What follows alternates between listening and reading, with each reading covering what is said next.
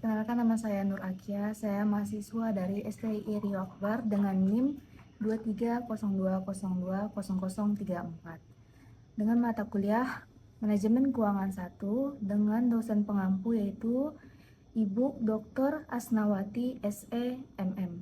Di sini saya akan menjelaskan tentang apa itu rasio likuiditas, solvabilitas, dan rentabilitas. Yang pertama itu, apa itu analisis rasio keuangan? Analisis rasio keuangan adalah upaya yang dilakukan untuk mengukur keadaan keuangan dalam perusahaan atau bisnis. Jenis-jenis rasio keuangan.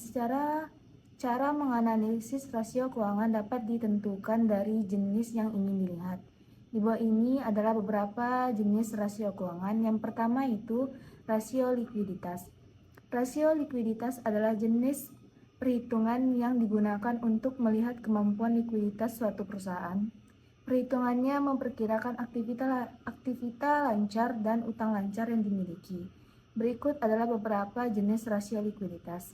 Yang pertama itu ada rasio lancar. Perhitungan rasio lancar yaitu membagi aktivitas lancar dengan utang lancar. Presentasi hasilnya dapat memberikan informasi tentang kemampuan perusahaan membayar kewajiban lancar dalam jangka waktu yang pendek. Berikut cara menganalisis rasio keuangan pada jenis ini dengan rumus rasio lancar sama dengan aktivitas lancar dibagi utang lancar dikali 100%. Yang kedua yaitu ada rasio kas. Cara menghitung rasio keuangan pada jenis ini yaitu menjumlahkan kas dan aktivitas yang setara kas, lalu membagi hasilnya dengan utang lancar. Jika hasilnya mendekati 100%, maka akan semakin baik bagi perusahaan atau bisnis. Berikut rumus perhitungannya, di mana rasio kas sama dengan kas ditambah aktiva setara kas dibagi utang lancar dikali 100%. Yang ketiga yaitu ada rasio cepat. Rasio cepat adalah hasil selisih aktiva lancar dengan persediaan yang kemudian dibagi utang lancar. Presentasinya dapat menunjukkan kesehatan keuangan suatu perusahaan atau bisnis. Semakin mendekati 100% maka semakin baik. Berikut adalah cara menghitung rasio keuangan pada jenis ini. Rasio cepat sama dengan aktiva lancar dikurang persediaan dibagi utang lancar dikali 100%. Selanjutnya yaitu yang kedua ada rasio solvabilitas. Rasio solvabilitas digunakan untuk mengetahui efektivitas perusahaan dalam menggunakan aktiva atau kekayaannya. Adapun cara menganalisis rasio keuangan dengan jenis ini sebagai berikut. Yang pertama itu ada rasio utang. Cara menghitung rasio utang yaitu membagi jumlah utang dengan jumlah aktiva perusahaan atau bisnis. Perhitungan ini dapat memberikan informasi tentang besarnya aktiva suatu perusahaan atau bisnis untuk melihat seberapa besar jumlah aktiva yang dibiayai oleh utang. Semakin rendah presentasinya, maka semakin baik. Berikut adalah rumusnya. Rasio utang sama dengan jumlah utang dibagi jumlah aktiva dikali 100%. Yang kedua itu ada rasio utang dengan pendekatan modal. Cara menganalisis rasio keuangan pada jenis ini yaitu membagi jumlah utang dengan jumlah modal. Semakin kecil presentasi yang dihasilkan, maka semakin sehat keuangan suatu perusahaan atau bisnis. Hal tersebut berarti utang yang dimiliki tidak melebihi modal. Berikut rumusnya perhitungannya. Rasio utang sama dengan jumlah utang dibagi jumlah modal dikali 100%. Dan yang terakhir itu ada rasio rentabilitas, adalah perbandingan antara laba dengan aktiva atau modal yang menghasilkan laba tersebut. Rasio rentabilitas adalah rasio yang sering digunakan untuk mengukur kemampuan dari suatu perusahaan dalam menghasilkan laba dalam waktu periode tertentu. Rasio rentabilitas terbagi menjadi dua. Yang pertama itu ada ROE, yaitu Return on Equity, dengan rumus omset dikurang biaya dibagi modal atau pendapatan bersih dibagi modal. ROE adalah matriks guna membandingkan jumlah pendapatan bersih perusahaan dan jumlah total modal investor atau pemilik di dalamnya. Sementara itu di dunia saham, pengertian ROE adalah jumlah pendapatan bisnis bersih per dana investor yang masuk. Setelah membahas apa itu ROE, kali ini kita akan membahas berapa besar pengaruh penggunaan ROE, terutama bagi investor. Lebih detail tentang manfaat ROE adalah sebagai berikut. Yang pertama, menunjukkan tingkat profitabilitas perusahaan. Yang kedua, menjadi dasar estimasi keuntungan bisnis di masa mendatang. Yang ketiga itu menggambarkan perkembangan perusahaan di tahun ke tahun.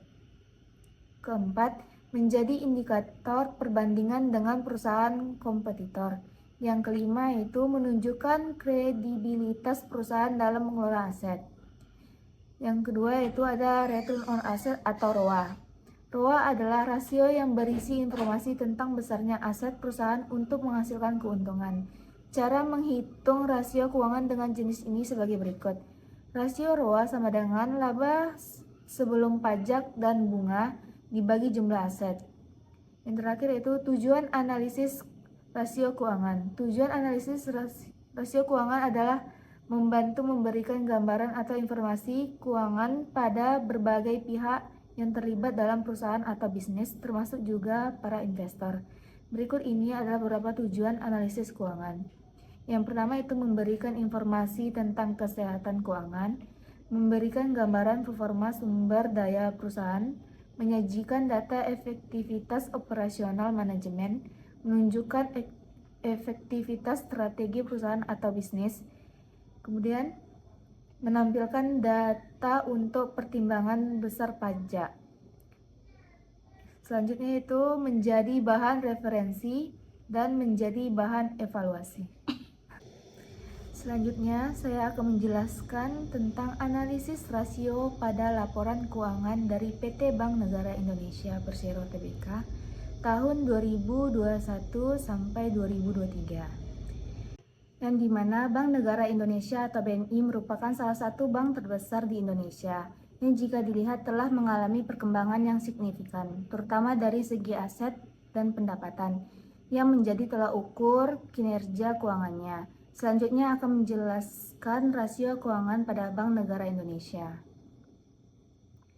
Di sini ada rasio likuiditas, di mana kita bisa lihat rasio likuiditas dari tahun 2021 sampai 2023, di mana current ratio menunjukkan kemampuan perusahaan dalam memenuhi kewajiban jangka pendeknya dengan aset lancar yang dimiliki.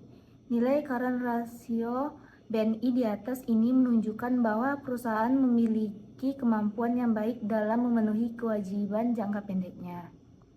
Yang kedua itu quick ratio, yang dimana adalah rasio yang lebih ketat dibandingkan current ratio karena hanya memperhitungkan aset lancar yang paling liquid atau kas bank dan efek.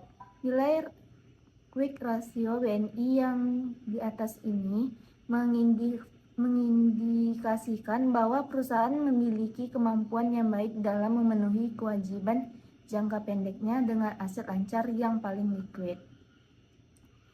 Kemudian ada itu kas rasio, menunjukkan kemampuan perusahaan dalam memenuhi kewajiban jangka pendeknya dengan menggunakan kas dan setara kas yang dimiliki. Nilai kas ratio BNI yang relatif rendah di bawah 0,5 mengindikasikan bahwa perusahaan tidak terlalu bergantung pada kas dalam memenuhi kewajiban jangka pendeknya. Yang kedua itu ada rasio solvabilitas, DER, di mana DER yang cukup tinggi di atas 4 menunjukkan bahwa utang BNI mendominasi struktur permodalannya meskipun ada sedikit penurunan dari tahun 2021 sampai ke tahun 2022, nilai DER masih tetap tinggi di tahun 2023. Kemudian itu ada DAR.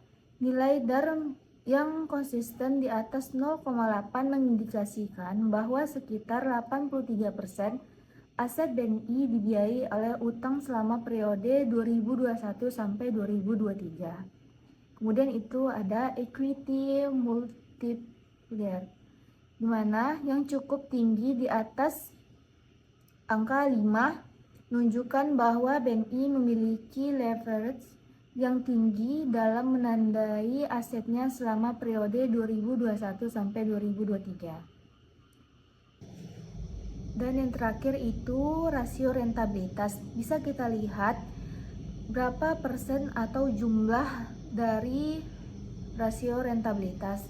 Yang pertama itu ada ROA atau Return on Asset. ROA menunjukkan bahwa kemampuan perusahaan yang menghasilkan laba bersih dari total aset yang dimiliki. Nilai ROA BNI mengalami peningkatan dari tahun 2021 ke 2022, namun sedikit menurun di tahun 2023. Meskipun demikian, nilai ROA masih berada pada level yang cukup baik.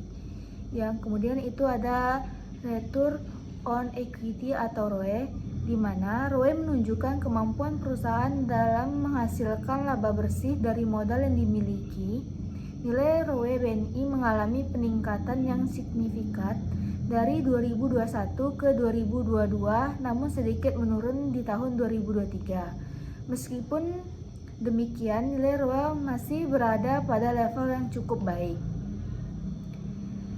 Secara keseluruhan, kinerja keuangan BNI selama periode 2021 sampai 2023 terlihat cukup baik, dengan rasio likuiditas yang kuat dan rasio rentabilitas yang stabil. Hal ini mengindikasikan bahwa BNI memiliki kemampuan yang baik dalam memenuhi kewajiban jangka pendeknya serta menghasilkan laba yang cukup baik. Sekian penjelasan dari saya mengenai analisis rasio pada laporan keuangan PT Bank Negara Indonesia Persero Tbk tahun 2021 sampai 2023. Apabila terdapat kesalahan kata atau pengucapan, saya mohon maaf. Saya akhiri dengan wassalamualaikum warahmatullahi wabarakatuh.